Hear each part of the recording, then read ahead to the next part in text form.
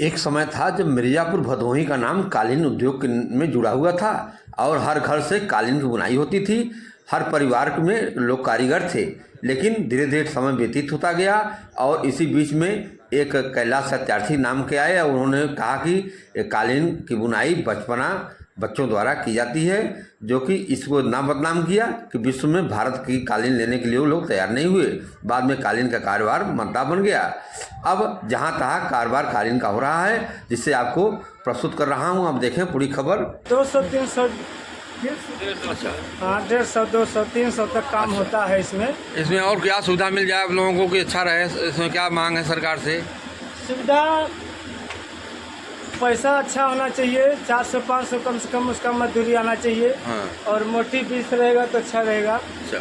और हाँ काठ की सुविधा लोखंड का हो जाएगा तो अच्छा रहेगा। ये बहुत बड़ा बहुत मोटा काठ है इसमें। अच्छा, हाँ, ये लकड़ी का काठ हाँ, है। लकड़ी का काठ है। अच्छा, हाँ। गिर जाने में दिक्कत होती है? दिक्कत होती है। हाँ एक बार गिर गया था ऊपर से। अच्छा, कौन गांव आपका है? गांव का नाम क्या है? गांव का नाम धसड़ा है और लहंगपुर पोस्ट थाना लालगंज मिर्जापुर। नमस्कार, न्यूज डायरी अपडेट चैनल में आपका स्वागत है। मैं हूँ राकेश त्रिपाठी। आपको ले चल रहा हूँ एक परंपरागत रोजगार जो था कालीन बुनाई का, उस संबंध में आपको लालगंज विकासखंड क्षेत्र के धसड़ा गांव में ले चल रहा हूं, जहां बुनाई कर रहे हैं कारीगर। उनसे बातचीत कराता हूं। पहले आपको विशेष जानकारी उस संबंध में दे दूं। बता दूं कि उत्तर प्रदेश के मिर्जापुर जिले की पहचान रहा है कालीन उद्योग। आज अपनी बुनियाद को बचाने के लिए संघर्ष कर रहा है। एक दौर था जब लालगंज, हलिया सहित आसपास के गाँव में हर घर गलीचा के काट चलते थे। बुनाई और रंगों की कलाकारी हर गली से झलकती थी। हजारों परिवार की रोजी रोटी इसी पट्टी की थी। अब वही कारखाने खामोश हैं और घरों की बुनाई की गूंज गायब है। यदा कदा कहीं कहीं ही सुनाई देती है। प्रदेश सरकार ने कालीन को एक जनपद एक उत्पाद योजना में तो शामिल किया है, लेकिन इसका लाभ अब तक जमीन पर नजर नहीं आया। जो कभी बुनाई में पारंगत थे वे अब दूसरे छोटे मोटे काम करने को मजबूर हैं, तो कई ने बड़े शहरों की ओर पलायन कर लिया है। आपको बता दें कि 3 दशक पहले कालीन निर्माण में यह क्षेत्र अव्वल रहा है। मिर्जापुर जिला कालीन बुनाई के क्षेत्र में अव्वल रहा है। ग्रामीणों का कहना है कि 3 दशक पहले तक लालगंज और हलिया क्षेत्र के कालीन निर्माण में अव्वल था। आज गिने चुने बुनकर ही किसी तरह परंपरा को जिंदा रखने में जुटे हैं। कच्चे माल की आपूर्ति अनियमित है और तैयार माल का दाम लगातार लागत से भी कम मिल रहा है। ठेकेदारों और बिचौलियों की पकड़ से बुनकर सीधे बाजार तक नहीं पहुंच पा रहे हैं। बाजार में मशीनें से बने कालीन सस्ते दामों में उपलब्ध हैं। इसकी वजह से हाथ की बुनाई वाले कालीन को मांग घटी है। ऊपर से निर्यात कारोबार में आई गिरावट ने स्थिति और बिगाड़ दी है। युवाओं का रुझान अब इस पेशे की तरफ नहीं रहा। मेहनत के मुकाबले आमदनी बेहद कम होने से यह पेशा लगातार पिछड़ता जा रहा है। आपको बता दें कि लोगों का कहना है कि अब घर के कोने में धूल फाक रहे हैं काठ और गलीचा के कारखाने। लालगंज के बुजुर्ग राम खिलावन, राम जस और राम प्रताप का कहना है कि एक समय ऐसा था जब कालीन का काम ही सब कुछ था।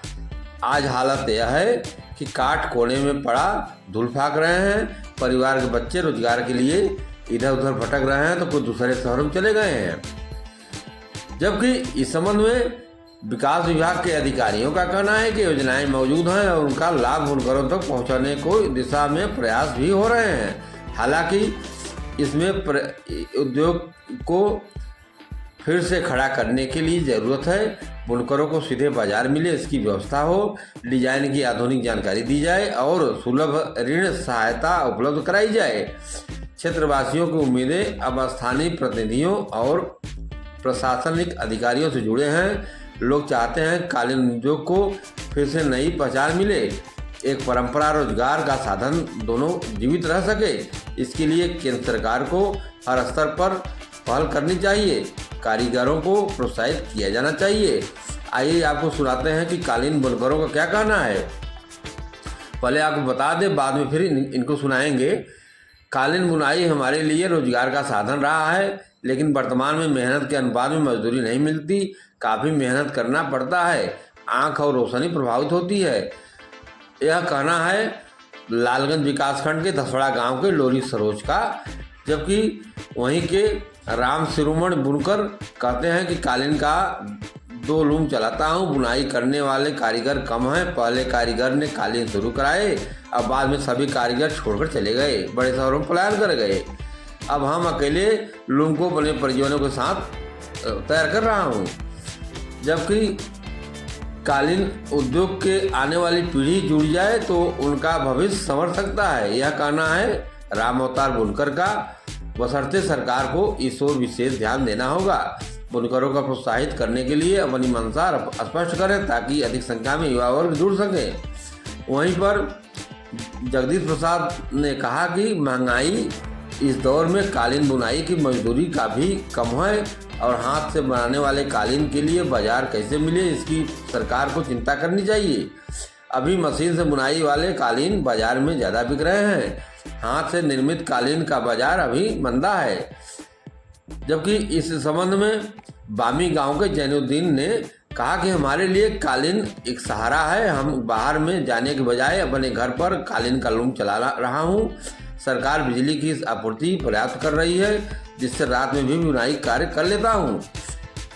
उधर एक बुनकर हैं राजू सरोज, उनका कहना है कि कालीन बुनाई करके अपना परिवार किसी तरह पाल रहा हूँ। अब पहले जैसी स्थिति नहीं है, बड़े मेहनत के बाद मुश्किल से 200-250 का काम कर पाता हूँ। कारीगरों को हर स्तर से प्रोत्साहित किया जाना चाहिए, सरकार को इस ओर विशेष ध्यान देना चाहिए। बता दें आपको कि बुनकरों का साफ साफ कहना था कि जैसे हैंडलूम के कारीगरों को सरकार पैकेज दिया और सुविधा दिया है, उसी तरह कालीन के कारीगरों को भी, गलीचा बिनने वाले कारीगरों को भी सरकार सुविधा दे तो निश्चित तौर पर यह अपना आगे सोपान बढ़ाएंगे और आज का युवा पीढ़ी इससे जुड़ेगी और रोजगार प्राप्त करेगी। अब आपको आगे सुनाएंगे कारीगर क्या बोल रहे हैं। 15 कारीगर तो उसमें 10,000 तक का उसमें काम कर सकते हैं गरीब को महीना। हाँ, महीने का। अभी कितना महीना पड़ता है? अभी तो मान लो हम लोग 9,000, 7,000, 8,000 काम करते हैं, रेट कम है इसका। अच्छा हाँ। और सुविधा और क्या चाहिए सरकार से आप लोगों को? यहाँ बिजली मिलती है? बिजली नहीं मिलती है, ऊर्जा का व्यवस्था अगर हो जाएगा तो रात और दिन में दोनों आदमी काम करेंगे। अच्छा। हाँ, अभी एक ही टाइम में काम होता है। और क्या चाहते हैं सरकार से, क्या सुविधा चाहते हैं? और यही जैसे कि इसका भीगने वाला व्यवस्था गड़बड़ है। हाँ। भीग जाता है कारखाना। हाँ। तो कारखाना बन जाएगा तो इसमें काम आदमी करेंगे। हाँ, 10, 20, 5 आदमी जो भी काम करना चाहते हैं, गरीब लोग जिसके पास है तो काम कर लेगा। अच्छा, किस गांव से हैं आप? गांव है धसड़ा गांव है, पोस्ट लहामपुर, थाना लालगंज, जिला मिर्जापुर। अच्छा, ये कारपेट कहाँ से मिलाते हैं, कहाँ पहुँचाते हैं, कहाँ से लाते हैं ऑर्डर? एक गलीचा है, एक जिगना का। अच्छा। हाँ, जिगना से लाते हैं और वहीं पे पहुँचाते हैं। हमारा लोरी का नाम बताया। अच्छा, तो कितने में आप गलीचा जो बिनते हैं दिन भर में कितने मजदूरी कर लेते हैं? अरे बहुत 150 का है। 150 का। हाँ। और इसमें क्या है, आप लोग कौन सा बीज है, क्या नाम, इसका नाम क्या है? ये 745 है साहब। अच्छा, तो 745 मतलब क्या होता है? ये कभी ना आए हो। अच्छा, 745 माने 7 बिस्ताना, 45 बिस्ताना 9 इंची में 100 गजी। अच्छा, 9 इंची में 7 बिस्ताना और 45 गज भरे में 7 बिस्ताना। अच्छा। और 9 इंची में 45 बतान माने ऊंचा है। 45 बतान मतलब 90 चिन है ना? अरे 150 ज़्यादा हो गया। अभी आप जानकारी दे रहे थे, कारीगर हैं कालीन के।